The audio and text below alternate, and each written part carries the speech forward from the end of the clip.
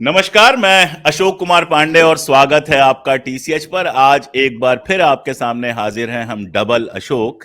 और हमेशा की तरह मैं कोई सवाल नहीं पूछूंगा, कुछ बातें हैं जो दिमाग में मेरे लगातार उमड़ घुमड़ रही हैं। पहली बात तो ये कि बिहार में चल क्या रहा है।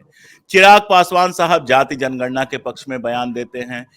इसके पहले लैटरल एंट्री पर जेडीयू और चिराग पासवान ने जिस तरह से विरोध किया, उसके चलते सरकार को वापस लेना पड़ा और संदेश ये गया कि राहुल गांधी के सामने सरकार झुक गई। अभी कंडीशन ये है कि जेडीयू का एक बयान मैं देख पा रहा था जिसमें वो कह रहे हैं कि इजराइल को हथियार भेजना बंद करो। देखिए, मैं तो बहुत साफ तरीके से कह रहा हूं कि इस एक बयान के लिए मैं त्यागी साहब को धन्यवाद देता हूं। किसी को यह बयान देना चाहिए था कि इजराइल को हथियार भेजना बंद करो, लेकिन भारतीय जनता पार्टी और उसकी ट्रॉल सेना जो है, उसके ऊपर इसका क्या असर पड़ा होगा कि उनका एक पार्टनर ये बात कह रहा है कि इजराइल के साथ अपने रिश्ते खत्म करो, इजराइल को हथियार देना बंद करो।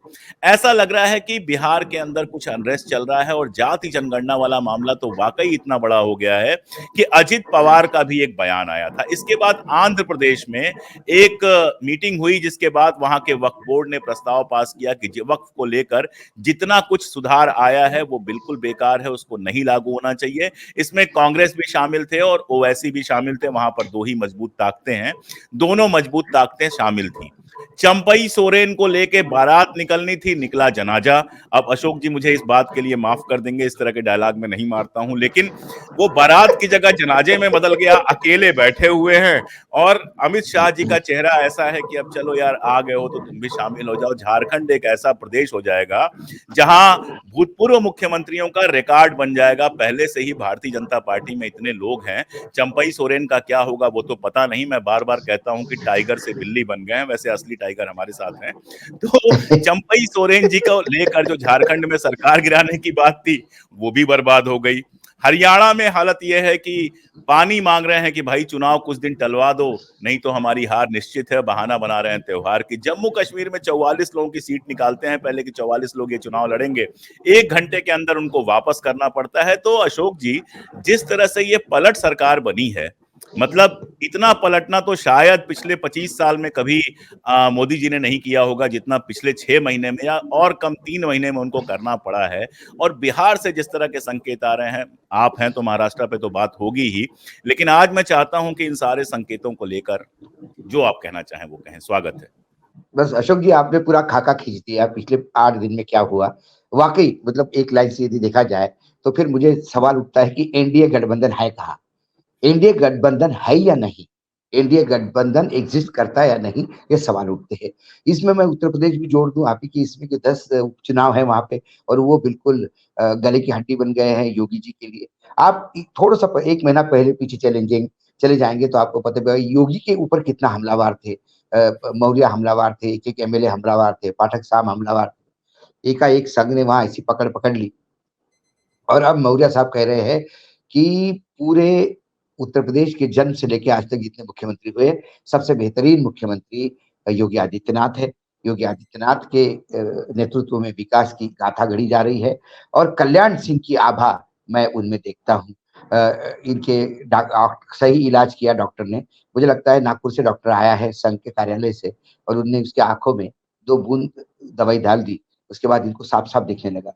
वैसे उसके पहले वैसे अशोक जी, बस आपको याद दिलाने की जरूरत तो नहीं है, कल्याण सिंह पार्टी छोड़कर चले गए थे।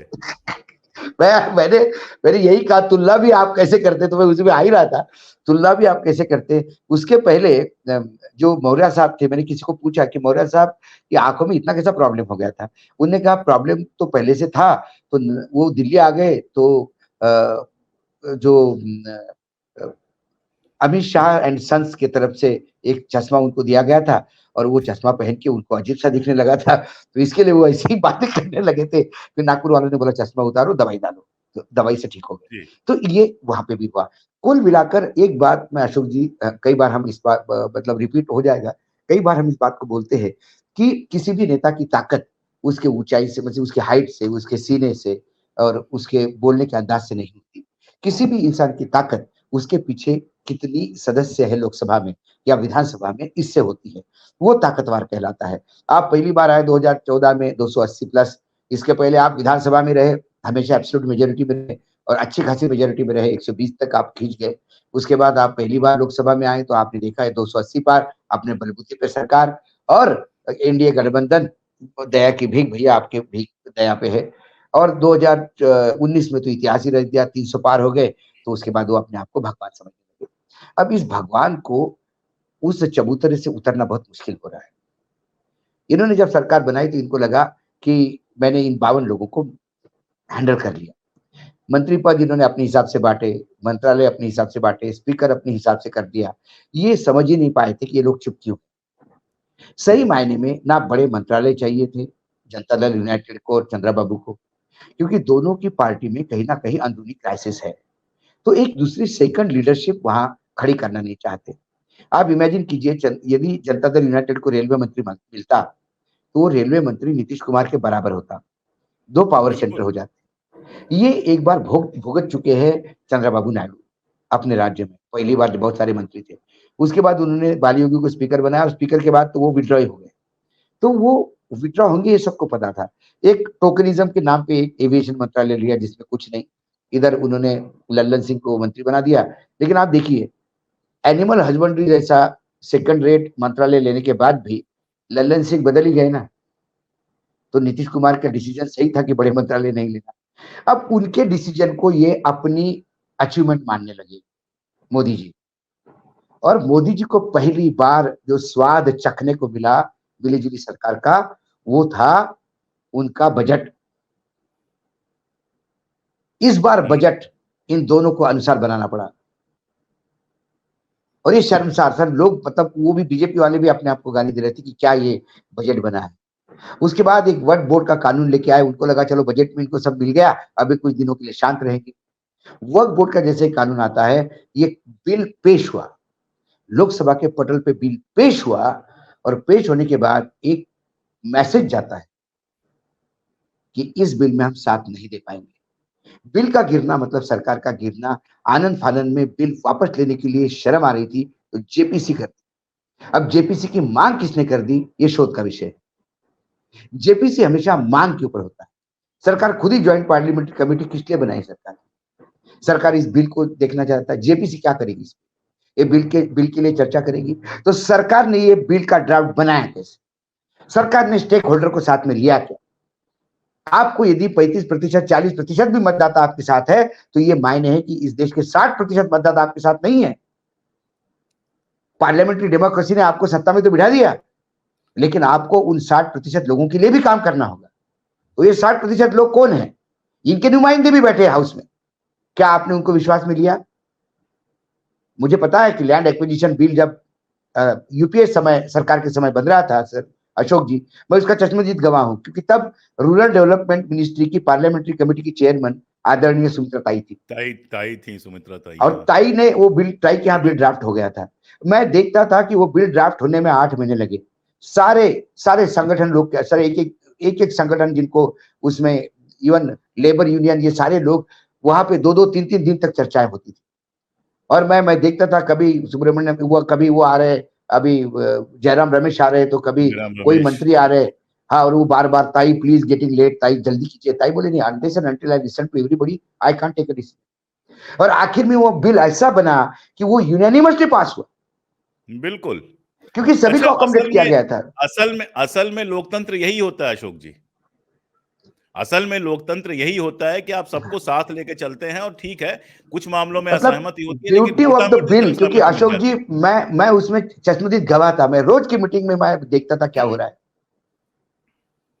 तो मैंने देखा कि उन्हें संघ ने जो प्रपोज किया था, भारतीय मजदूर संघ ने जो किसान लेबर के लिए, जो खेत में काम करने वाले लेबर के लिए जो प्रपोज किया था, वो भी अकोमोडेट हुआ उसमें। तो ताई ने वो क्यों होना चाहिए, ये अकोमोडेट इसलिए कि नहीं कि संघ ने बोला इसलिए मत करो इसको, लेकिन ये जरूरत है समय की।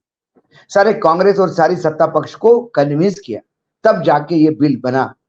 बिल ऐसे बनते हैं, बिल ऐसे नहीं बनते कि रात को आपको सपना पड़े, सुबह उठ के आप बोलो एक बिल लाना है, फटाफट एक ड्राफ्ट कर दिया और आपके पटल पे रख दिया, और जब बिल पास हो गया तब आपको समझ में आता है इसमें तो ये भी नहीं था, इसमें भी ये नहीं था, फिर अमेंडमेंट पे अमेंडमेंट, अमेंडमेंट पे अमेंडमेंट। और इस आदमी की आदत है ये, इसने नोटबंदी ऐसी करी, इसने जीएसटी में ऐसे ही करा। 5 स्लैब का जीएसटी दुनिया में कहीं नहीं होता है। अब घिरा पिरा के 3 स्लैब पे आ गया है, वो 3 से 2 और 2 से 1 आ जाएगा। नोटबंदी में रोज नए सर्कुलर निकलते थे, और प्रधानमंत्री मतलब शर्मसार होने के बजाय बेशर्म की इंतहा थी कि वो कहते थे कि तू ताक ताक तो मैं, तू पात पात तो मैं ये। अरे भाई के पत्ते का गेम है क्या, रमी खेल रहे हो क्या कि तूने एक पत्ता डाला तो मैंने पत्ता डाला। अरे ये 145 करोड़ का ये सब कॉन्टिनेंट है, उपमहाद्वीप का देश है, या एक डिसीजन होता है उसको 1 साल लगता है आगे तक पहुंचने में, आप रोज बदल रहे हैं। ऐसे ही वक्फ बोर्ड का बिल लाया उन्होंने, क्योंकि इनको आदत हो गई कि कुछ उद्योगपति बिल फाइनल करते और ये बिल बनाते पेश करते। ये आपने तीनों कानून, किसान कानून में देख लिया, यही आपने वक्फ बोर्ड में देख लिया। वक्फ बोर्ड की चलो पेंशन में सर एनपीएस के बाद यूपीएस लेके एनपीएस में क्या हुआ? एनपीएस में तो हम तो कल से चिल्ला रहे हैं। पहले ओल्ड पेंशन के बाद एनपीएस लाई, एनपीएस में एक अमेंडमेंट किया 14% का, अब यूपीएस लेके आए नया। और जितने भी ये आए हैं ये एम्प्लॉयज के लिए नहीं है, ये उद्योगपति के लिए है। जितना ज्यादा आप बोलते 18.5% कॉन्ट्रीब्यूशन किसके पास जाएगा? ये स्टॉक मार्केट में जाएगा। क्या हमें यूटीआई, एलआईसी, आईडीबीआई, यूटीआई को हमने डूबते हुए देखा हमारे आंखों के सामने। क्यों डूबी यूपीआई? जिस कंपनी का 2 रुपए का शेयर था, उस कंपनी के लोग आते थे, रिश्वत देते थे और 200 रुपए में इनसे खरीदवाते थे। अधिकारी मालामाल, नेता मालामाल, उद्योगपति मालामाल, और वो 2 रुपए का शेयर जो 200 रुपए में लिया आज 50 पैसे में नहीं बिक रहा है। डूब गई यूटीआई। आप इस फंड का यही करेंगे? पूरे विश्व में वेलफेयर स्कीम चलती है, सोशल वेलफेयर, सोशल सिक्योरिटी है। पेंशन ये ऐसा नहीं, सोशल सिक्योरिटी है। 75 साल बाद, देश के आजादी के बाद यदि हम सरकारी कर्मचारी, मैं मानता हूं सरकारी कर्मचारियों को लेकर लोगों के मन में रोष है कि काम नहीं करते, लेकिन अपनी पूरी जिंदगी तो देते हैं। और सरकारी कर्मचारियों को भले ही मजबूरी में हो, कंपल्शन के तहत हो, इनकम टैक्स तो देते हैं। यदि सरकारी कर्मचारी इनकम टैक्स देने वालों में से निकाल दिया जाए तो इस देश में आधा % लोग भी नहीं जो इनकम टैक्स देते, तो वो तो कंट्रीब्यूट करते हैं, पूरी जिंदगी देते हैं। और देने के बाद क्या करोगे आप उनको? पेंशन भी नहीं दे सकते आप लाडली बहना करते हैं, आप किसानों के लिए बोलते हैं कि और कर्मचारियों का कोई वाली नहीं। फिर शानी कितनी सरकार, आप 10% कंट्रीब्यूट करो, हम 10% कर रहे हैं, चलो कर लिया भाई। अब आप क्या करेंगे? आप रिटायर्ड हो गए, आपने जितना 10% दिया, हमने जितना 10% दिया, उसमें से 60% एक मुश्त देंगे और 40% इन्वेस्ट करेंगे। इसके पहले जो लगातार रोज इन्वेस्ट कर रहे हो वो पैसा आप खा गए। वो सर एक प्रिंसिपल है एक कॉलेज का, सरकारी कॉलेज का, 450 रुपए पेंशन मिल रही है उसको एनपीएस में, क्योंकि उसका निवेश किया हुआ पैसा वो शायद डिविडेंड ही नहीं दे रहा है कुछ, क्योंकि जवाबदेही कुछ नहीं ना। वो मर जाएगा, उसकी पत्नी मर जाएगी, उसके बाद क्या हो गया? 40% कहां जाएगा? सरकार खा जाएगी वो। मतलब मेरा जो 10% कंट्रीब्यूट कर रहा हूं मैं as a employee of the government, उसका भी 40% सरकार खा जाएगी। मतलब आप किसी का शोषण करो, मतलब इतना मत करो। और ये सिर्फ मैं बता रहा हूं आपको, जिस दिन यूपीएस पूर्ण रूप से लागू होगा, आप देख लेना कि ये पैसा इन्वेस्ट कहां होता है। ये अडानी और अंबानी की कंपनियों में इन्वेस्ट होगा। ये उनके पैसे की जुगाड़ करने के लिए ये नया प्रभाव रचा जाए। तो ये सरकार हर चीज जो है किसी दो को सामने रख के, 2 आंखों से इनको 2 ही दिखते हैं, तीसरा दिखता ही नहीं कुछ, तो उनके लिए करते हैं ये लोग।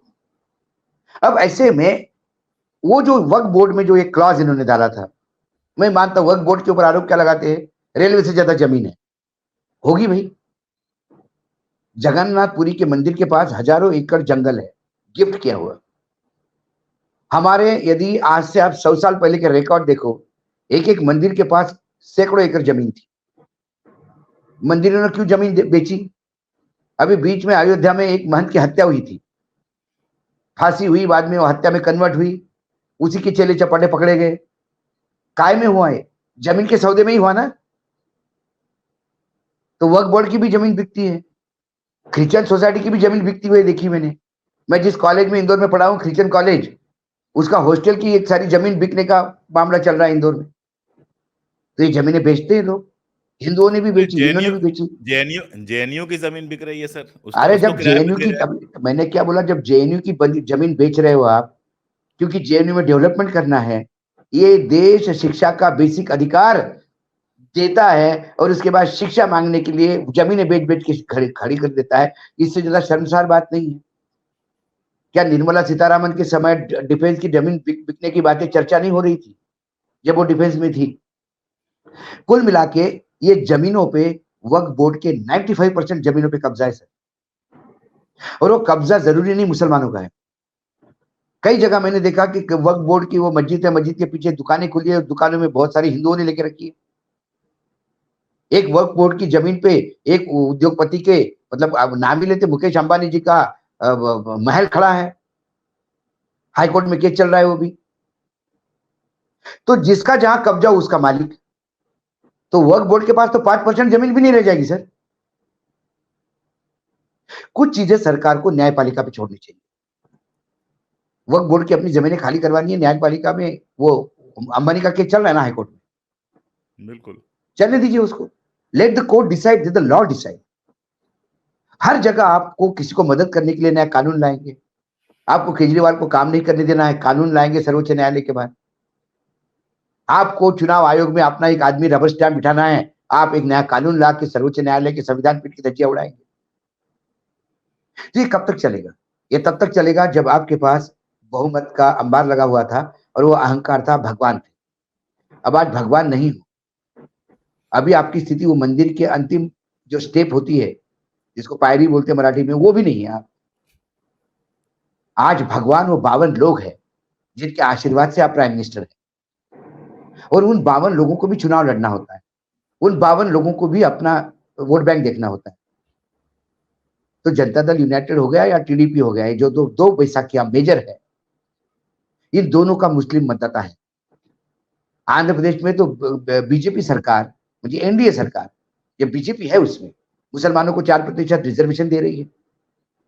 योगी आदित्यनाथ और हेमंत विश्व शर्मा और मोहन यादव को पूछना चाहिए, आप कब दे रहे हैं? जब आपकी सरकार वहां देने में शर्म नहीं आ रही, तो यहां देने में आपको शर्म किस बात की? या योगी आदित्यनाथ मस्जिदों पे कपड़ा डालते हैं कि कावड़िया ने मस्जिद देखी तो पानी अपवित्र होगा। क्या बात है भाई, कौन सी उपनिषद में लिखा है? और वहां मस्जिद मेंटेन करने के लिए 10,000 रुपए महीना दे रहे हैं आप। तो ये जो दोगली नीति है ना सर, ये इनकी चलेगी, लोगों की नहीं। जनता दल यूनाइटेड ने कहा नथिंग पे, वक्फ बोर्ड के लेके सब ये हो गया।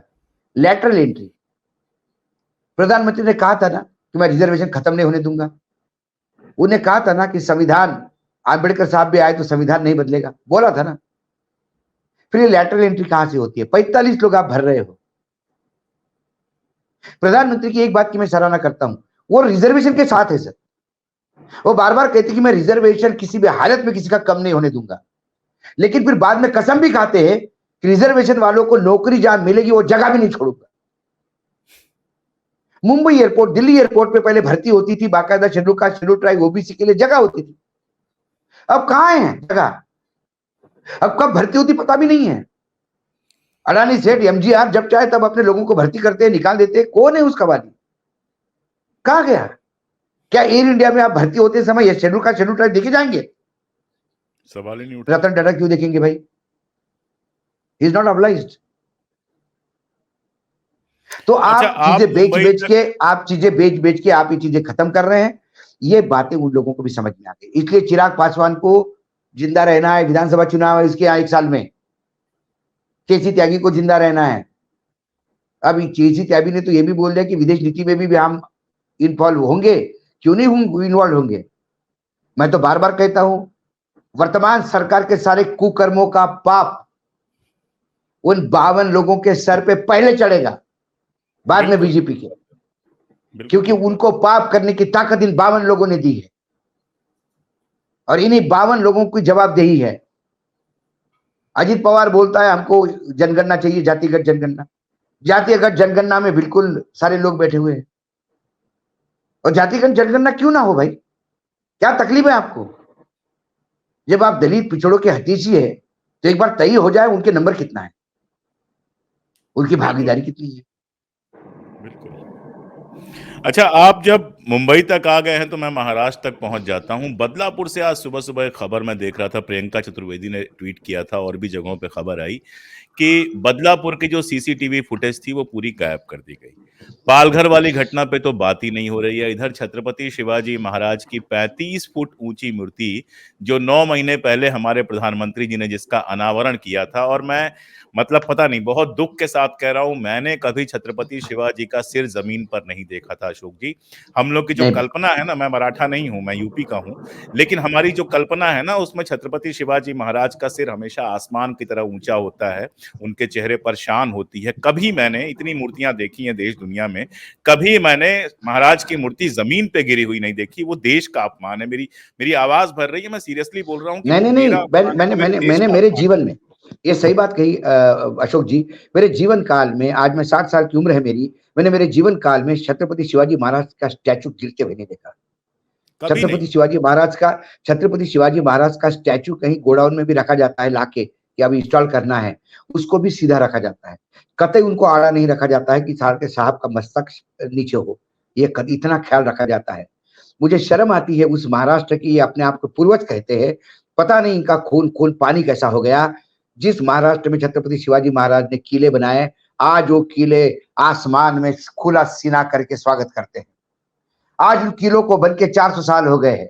400 साल हवा के थपेड़े, 400 साल बरसात, 400 साल धूप झेलते हुए किले आज भी महाराष्ट्र के गौरव की गाथा गाते हैं। आज भी वो किले बताते हैं छत्रपति शिवाजी महाराज की गाथा। 500 साल बाद किले खड़े हो सकते हैं। 9 महीने की मूर्ति गिरती है क्योंकि भ्रष्टाचार की परिणति हो गई। छत्रपति खोखली शिवाजी मूर्ति। महाराज की पुतला भी बनना आप है, सोचिए, उसने पुतला भी भी पैसा खोखला खाया इन बनाया गया। लोगों ने। 45 किलोमीटर की रफ्तार पे मूर्तियां गिरती है। उज्जैन में मूर्तियां भगवान की गिरती है, किसी गुजराती ने बनाई थी। राम मंदिर का छत टपकता है, पार्लियामेंट का छत टपकता है, अयोध्या का रोड पूरा उखड़ जाता है। अरे कम से कम डायने घर छोड़ती है, आप तो कुछ लोगों को छोड़ो, प्रभु राम को छोड़ो, शिव जी को छोड़ो, छत्रपति शिवाजी को छोड़ो। ताकत रखता हूं सर मैं आज आप ही के चैनल से, मैं अभी अपील करूं झोला फैला के कि छत्रपति शिवाजी महाराज की मूर्ति मुझे बनानी है। 100 करोड़ इकट्ठा हो जाएंगे 2 दिन के अंदर। एकदम ठीक बात है। और एक शानदार मूर्ति बनाई, लेकिन मूर्तियों से सर शिवाजी महाराज की महानता नहीं बनती। मत बनाओ यदि शिवाजी महाराज की आप नाम लेने की जिनकी औकात नहीं, वो मूर्ति का लोकार्पण करते हैं, शर्म आती है। छत्रपति शिवाजी महाराज वो महाराज है जिन्होंने स्त्री के लिए जो किया वो शायद इतिहास में कोई मिलेगा नहीं आपको स्त्री के लिए करते हुए। रामायण में भी आपने देखा होगा शूर्पणखा का कान नाक काटा गया था, लेकिन छत्रपति वहां होते तो शायद शूर्पणखा को भी माफ कर देते, बोलते थे बहन तू मेरी बहन है, तू चली जा घर भाई के पास, मुझे माफ कर। ये छत्रपति शिवाजी महाराज थे जिनके पार्टियों में व्याभिचारियों का अड्डा है, व्याभिचारियों का चारागृह जो पार्टी बनी हुई है, वो यदि छत्रपति शिवाजी महाराज का नाम लेते हैं तो मुझे शर्म आती है। महाराष्ट्र में अकाल पड़ा तो छत्रपति शिवाजी महाराज का पत्र है अपने जमींदारों को, सूबेदारों को, कि किसानों को किसी भी हालत में लगान माफ किया जाए, लगान नहीं लिया जाए, किसानों को बीज मुहैया करवा जाए, जिस किसान के पास बैल नहीं है उनको बैल की जोड़ी दी जाए। यह पत्र है छत्रपति शिवाजी महाराज का आर्काइव में आज। यदि कोई किसान आके कहता था कि छत्रपति जी इस बार बहुत बुरी स्थिति है, तो छत्रपति के धान्य के भंडार खोलते थे। छत्रपति ये नहीं बोलते थे मेरे लिए मर रहे हो क्या। 700 किसान शहीद होता है और एक बेशरम आदमी कहता है कि मेरे लिए मर गए, और उसके हाथ से यदि छत्रपति शिवाजी महाराज का लोकार्पण होता है, इससे ज्यादा बेइज्जती हो नहीं सकती महाराज की। अरे वो इंसान जिसने 12 बलूतेदार, 12 जाति पगड़ी, ओबीसी से लेकर शेड्यूल कास्ट और शेड्यूल ट्राइब के भरोसे राज्य चलाया। क्या कहानियां सुनने के लिए मतलब रात पूरी हो जाएगी। छत्रपति की एक गाथा है, लेकिन छत्रपति पढ़े तो सही, अनपढ़ और कुपढ़ों को क्या बताएं सर कि छत्रपति शिवाजी महाराज क्या है। ये तो सिर्फ ओहदे पे बैठे हैं तो जाके उद्घाटन करते हैं और नजर इनकी वोट बैंक पे रहती है। तो मैं महाराज की मूर्ति लगा दूंगा तो शायद मुझे महाराष्ट्र सर पे उठाएगा। जिस छत्रपति महाराज की जिस किसान के राज्य में 1000 से ज्यादा किसान पिछले 5 महीने में आत्महत्या कर चुके हो। 16 किसानों की आत्महत्या का एवरेज है महाराष्ट्र में रोज। वहां यदि दुर्भाग्य है, वहां छत्रपति शिवाजी आज आएंगे तो सबसे पहले इन नेताओं को तोफ के मुंह पे बांध के उड़ा देंगे। मैं बता रहा हूं आपको, जो दुर्गति समझ महाराष्ट्र में की हुई है बिल्कुल पिछले ठीक 3 बात। साल में, सत्ता का मक्खन खाने के लिए, चंद सोने के टुकड़ों के लिए बिकते हुए नेता हैं ये। और महाराष्ट्र को तो छत्रपति शिवाजी महाराज के समय से अभिशाप है। छत्रपति महाराज ने मुसलमानों के खिलाफ और मुगलों के खिलाफ ज्यादा लड़ाइयां नहीं लड़ी होगी जितनी लड़ाइयां उनको अपनों के खिलाफ लड़नी पड़ी। छत्रपति संभाजी महाराज जिसने जीवन में एक युद्ध नहीं हारा, गद्दारी के सामने हार गया। ऐसी ही गद्दारी का वो विषैला बीज जो है अभी भी कभी कभी पनपता है महाराष्ट्र की उस धरती पर। जब जब पनपता है तब तब छत्रपति अपमानित होते हैं। कोई 50 करोड़ रुपए के लिए बिकता है तो कोई ईडी के लिए बिकता है, कोई सीबीआई के लिए बिकता है। और बिकने के बाद भी अपनी कीमत खुद बाजार में लगाने के वाले ये नराधम बाद में कहते कि हम छत्रपति शिवाजी महाराज के हिंदुत्व की बात करते हैं। अरे छत्रपति शिवाजी महाराज का हिंदुत्व समझने के लिए आपको 10 जन्म लेने पड़ेंगे। जिसके राजधानी में मंदिर बनाने के बाद वो पूछता है कि मस्जिद कहाँ है, मेरे अंगरक्षकों में इतने मुसलमान हैं, वो कहाँ नमाज पढ़ेंगे, मेरे फौज में 60,000 पठान हैं, वो कहाँ जाएंगे। वो है छत्रपति शिवाजी महाराज। व्हाट्सएप पे 2 गलत चीजें, 3-4 गलत चीजें छत्रपति शिवाजी महाराज के बारे में कि वो मस्जिद तोड़ी और वो मस्जिद तोड़ी और उस मुसलमान को मारा। छत्रपति शिवाजी महाराज ने यदि अफजल खान का वध किया तो अफजल खान की समाधि भी उन्होंने बनवाई। और अफजल खान वाले मामले में धोखा किसने किया था? एक हिंदू नहीं धोखा किया था, हिंदू ने धोखा सारा किया खेल था, वही रच रहा था। ब्राह्मणी थे। बिल्कुल। तो कुल मिलाकर ये जो होता है इसका इम्पैक्ट ठीक नहीं है। लोग लोग दिल से बहुत दुखी है। इनको लगता है 1500 रुपए बहन लाडली बहना के नाम से बांट के ये चुनाव जीत जाएंगे। तो इससे ज्यादा बड़ा मूर्खतापूर्ण सोच किसी का नहीं हो सकता। आप झूठ बोल के कितनी दिन तक सियासत चलाओगे सर? झूठ एक ना एक दिन खुला पड़ जाता है। और यही कारण है कि आज पूरे एनडीए में आज मुझे उन 52 लोगों पे मुझे गर्व है उसके भी, अनुप्रिया पटेल पे, जिन्होंने पत्र तो लिखा मुख्यमंत्री को उत्तर प्रदेश के कि जब भी कोई पिछड़े का अपॉइंटमेंट होता है आप कहता है कि सुटेबल नहीं है करके उसको जगह आप सवर्णों को भर देते हो। बोलना तो चाहिए। और ये 52 बोलते रहेंगे सर। अभी आवाज, कंठ में आवाज आई, क्योंकि हर एक को अपने अस्तित्व की चिंता है। बाकी लोगों को समझ में आ गया कि there is no brand call Narendra Modi now in market. Narendra Modi brand समाप्त हो चुका है। जो अपना चुनाव बड़े मुश्किल से जीता हो या जितवाया गया हो बनारस में लोकसभा का, नहीं तो निपट ही गए थे। जो अजीत पवार अपने पत्नी को जितवा के नहीं ला पाया हो वो क्या जितवाएगा। तो लोग अपने पॉलिटिकल करियर को लेकर चिंतित है, अपने राजनीतिक अस्तित्व को लेकर चिंतित है। जनता दल यूनाइटेड चिंतित है, चंद्रबाबू नायडू चिंतित है, क्योंकि वो मोदी जी की वजह से नहीं है। स्थिति यह है भी मोदी जी उनकी वजह से। ठीक बात है। तो उनको अपने आप को भी ढोना है और मोदी जी को भी ढोना है। तो मोदी जी जब जब गलत काम करेंगे ऊपर से हंटर बैठेगा। तो मैं हमेशा एक कहानी सुनाता हूं सर। मुझे नागपुर में पूछा गया था कि 2024 के चुनाव के बाद सरकार कैसी दिखती है आपको। तो मैंने फिर उदाहरण बताया था। मैंने बोला 2014 में गुजरात के गिर से एक गाय ने बछड़े को जन्म दिया। और जैसा कि मैं किसान परिवार से आता हूं, आप भी उत्तर प्रदेश की उस परिवेश से आते हैं, तो गांव खेती तो आपको पता ही है। जब गाय का बछड़ा छोटा होता है तो बड़ा प्यारा होता है। पूरे घर में घूमता है, ये ढोल देता है, ये ढोल देता है, उसको ये करता है। और उस बछड़े को कोई कुछ नहीं कहता है, बड़े प्यार से उसको संभालते हैं, क्योंकि छोटा बछड़ा है, उसकी हर चीज पे प्यार आता है। वो घर के बच्चे जैसा ही होता है, बच्चे जैसा होता है। फिर वो बछड़ा धीरे धीरे बड़ा होता है, तो भी उसको अब वो बछड़े को सिंग फूट गए 2024 तक, और उसने सिंग मारना शुरू कर। तो घर के बुजुर्ग ने कहा कि अब बछड़ा बड़ा हो गया, बिल्कुल लगा था। इसको खेती के काम में लगाना है। और जब बछड़े को बैल कैसे बनाते हैं आपको जानते हैं अच्छी तरह से। उसको वेटरनरी डॉक्टर के पास ले जाके उसका कैस्ट्रेशन करवाते हैं।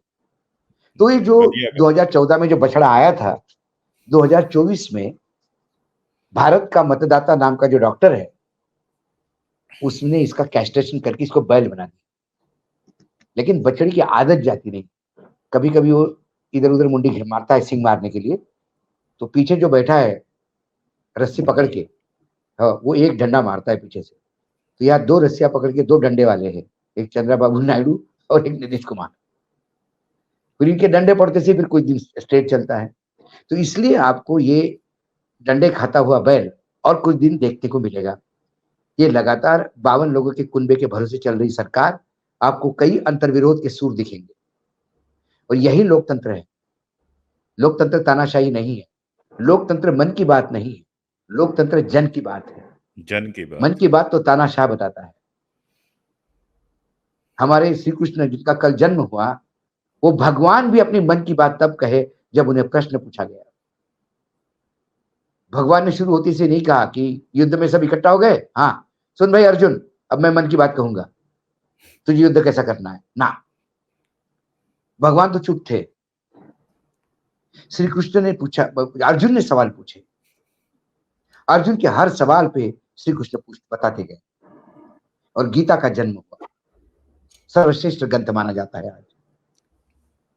लेकिन यदि ये भगवान का रूप मानते अपने आप को, ये तो सबको बिठा के बोलते हैं कि ठहरो मुझे गीता बतानी है अभी। अरे मुझे युद्ध करना है, अरे पहले गीता सुनो फिर युद्ध करो। और ये अपनी बात की करता है। वो अर्जुन गीता युद्ध हार जाता सर, यदि ये उनकी जगह होते तो। हालांकि ये है नहीं, लेकिन अब कोई अपने माँ बाप का अपमान करने पे तुलाई हुआ हो, ये बोल के कि मैं अजन्मा हूं, मैं नॉन बायोलॉजिकल हूं, सीधा ऊपर से आया हूं। तो हमारे यहाँ राइट टू एक्सप्रेशन तो हर एक को है, तो उसमें हमारे वो अधिकार तो प्रधानमंत्री जी को भी है। तो अपने आप को आजन्मा कहे, भगवान कहे। हमारे यहाँ भगवान कहने वाले बहुत लोग थे, आसाराम से लेके वो तेरा सच्चा सौदा तक, और पौंड्रक से लेके आशाराम तक। पौंड्रक आसाराम तक, पौंड्रक से लेके आसाराम तक, सही बात। भगवान कृष्ण की जन्माष्टमी है तो फिर उस पे है तो पौंड्रक का तो नाम आना ही चाहिए, पौंड्रक से लेके आसाराम तक। जी।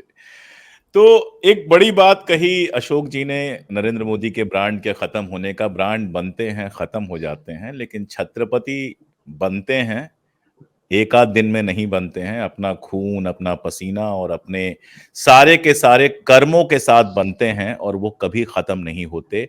पता नहीं, मेरा मन बहुत व्यथित है उसको देख के। इसलिए आज की बात मैं हाथ जोड़कर बस इतना ही कहूंगा, जो कल एक ट्रेंड चल रहा था, छत्रपति माफ करा। आज के लिए इतना ही। छत्रपति माफ करा।